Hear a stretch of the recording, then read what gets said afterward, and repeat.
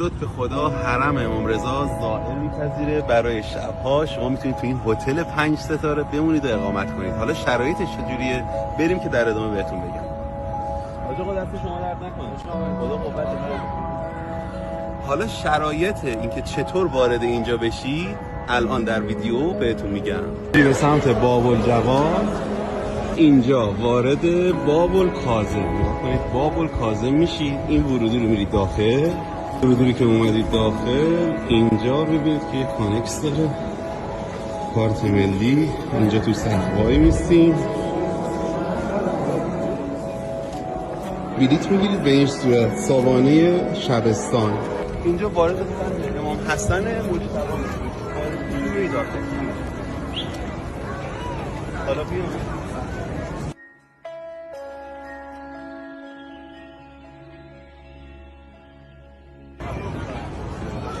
همراه دارید، همراه همه دارید. اینجا بلیط میگیرید وارد صحنه میشید.